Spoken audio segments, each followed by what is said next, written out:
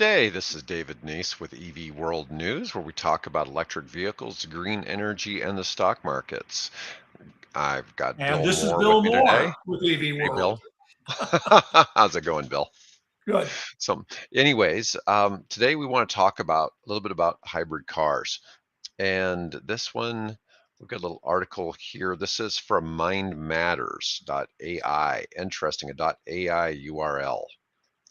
Let's make this a little bit bigger here. So, one of the arguments here, this writer is talking about are electric vehicles for everyone the impossible dream? And I'm kind of, before I even start looking at this article, one of my big things is for EV adoption, homeowners aren't the big challenge for EV adoption because you can have your own charger, everything like that. I think the challenge really comes in when you start talking about renters Yeah. Yeah. and Multifamily. Yeah. plug-in hybrids.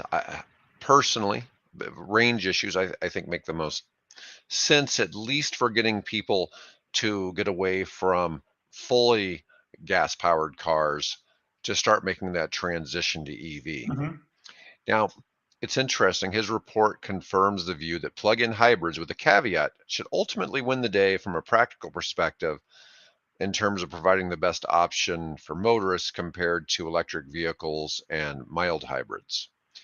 And I think that this is something that's a little bit true as well. Now, in the United States, one of the issues we get to, as I've mentioned a lot, is we have larger vehicles. I think if when they do these hybrid cars, it's possible in the sport racing business, a lot of people add additional electric motors for that additional boost in 0 to 60 time.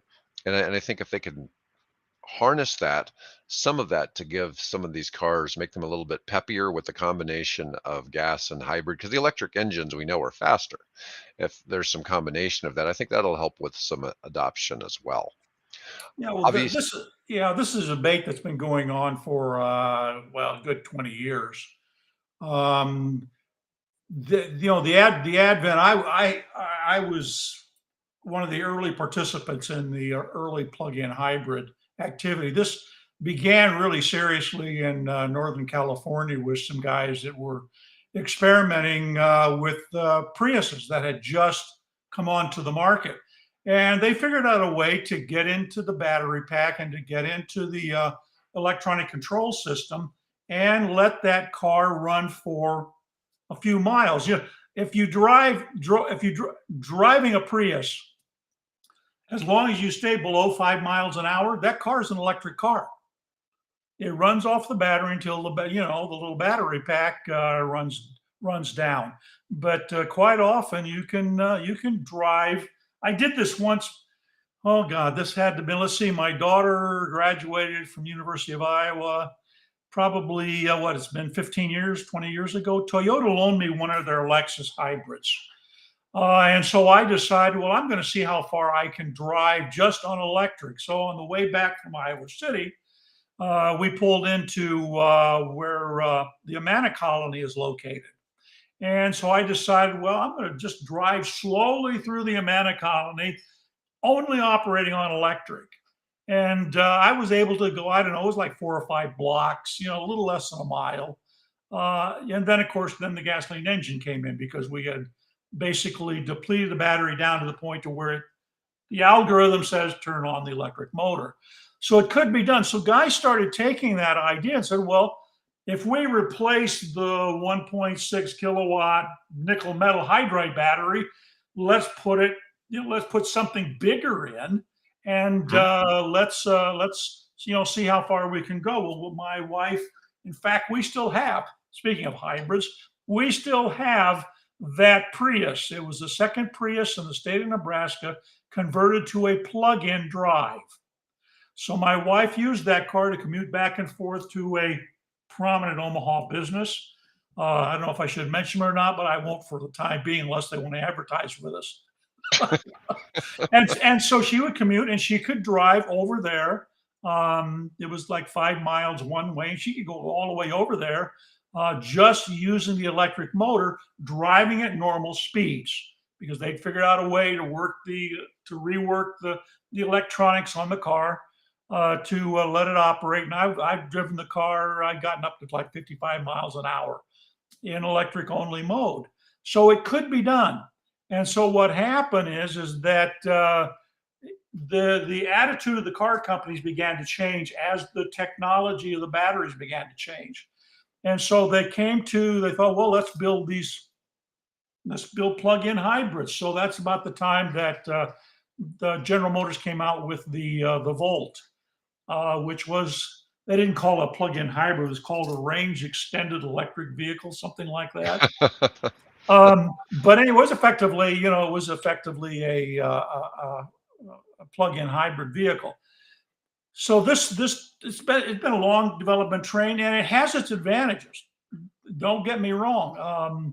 We enjoyed it for a brief period of time, but unfortunately, the battery pack that the vendor used had issues, and eventually the car, after about 18 months, stopped being a plug-in hybrid. It just went back to being a normal hybrid. Oh, So the technology is there. The issue has always been, though, do you want to be carrying around two powertrains? One that you use to maybe do 20, 30 miles, which is about what most are. The Volt, I think the first Volt I drove was in Detroit, and it was I think it did something like 35, 40 miles on a charge, was great. um, Subsequent ones by Toyota and others were like 12, 15, maybe up to 20 miles. For some people that'll work. They could drive to work and back, do their commuting and do it all in electric. But the debate has always been, do we want to carry around those two? One very complicated gasoline engine that you still have to change oil in and all those things and have a muffler, or do you just simply want to have a much more clean, efficient, lighter weight, at least on the engine part, uh, electric vehicle? So, well, we're still in that kind of people trying to figure out what's going to work best for them. yeah, I have a friend who has a BMW i3, which essentially has a gas generator Yeah, that was an in it. i3X. Oh, okay. Yeah, And he has Rex, traveled to technically several called of the Rex. tennis tournaments that I play in. And for instance, he drove to Oklahoma City, and every hour he had to stop somewhere and Yeah, charge his car. And he didn't really use the gas generator unless he has to. But he's actually taken that i3 all the way to Phoenix for a tennis tournament before, and all the way to Orlando and back to Omaha he's for, a brave, for he's a braver soul than I am. yeah, That car has a gasoline tank of 1 gallon right, of right. fuel. And the reason for that is because California said that they would classify this as an electric vehicle as long as there was no more than a gallon of gasoline on board the vehicle. Otherwise, it would not have qualified for California's zero emission program. Oh, So wow. they'll have a little tiny, there's a 2-cycle, basically electric, a motorcycle engine, a gasoline Hmm. motorcycle engine in the back of the car being fed by a 1 gallon tank. Oh, wow. Yeah, well, I know he's constantly updating our tennis team with photographs he takes at the places where he stops and That's charges, because he cool. seems to meet interesting people at a lot of these Oh yeah, yeah, he would. He would be stops. very interesting people. Yes. One of the concerns is currently with gas cars, you have most of the gas stations are owned by independent people. So they basically, somebody owns a gas station, or they own the real estate, and then they have the building, and then they have an agreement with somebody like an Exxon to supply fuel, and they may either make a few cents a gallon, or they may Right. actually buy the fuel and mark it up and sell it for a profit. And they don't really make a lot of money on the gasoline. They depend No. on the cars coming in and the patrons then going in the store and Right. spending money in the stores, where they use that. The gas is more of a come on. Now, Right. obviously, they can have charging stations, but if people are charging their vehicles at home, it won't be quite the same. But with the plug-in hybrids, there's still a need for the fuel stations as well. Now, they've got they say many people buy EVs, the idea they're contributing towards reduced CO2 emissions to save the planet from the effects of climate change. And this one's kind of interesting. Well, it's indeed possible that EVs will reduce CO2 emissions. It's not necessarily the case that an EV will lead to a reduction in CO2 emissions. It's No, interesting. that's not true. An Not EV true at emits, all. and it's talking about the upstream industrial process of acquiring Not materials. nowhere even close to true. No, Yeah, not even close to true. I don't believe that either. And you and I see the new battery technologies that are coming out that are going to change some of this. I mean, there's new batteries coming out that will use cheap minerals that have already Yeah, been mined. And so yeah. the batteries are eventually going to change. By the time we have mass adoption of electric vehicles, the batteries will have changed from the lithium batteries. The other aspect of this is, we tend to think you and I both live in subdivisions, so we got garages and Hmm. driveways, and we don't have to park on the street, that type of thing. In older cities, that's an issue because they don't, unless they were maybe built in the 30s and 40s, kind of an advanced subdivision where they put an alley, but between the homes.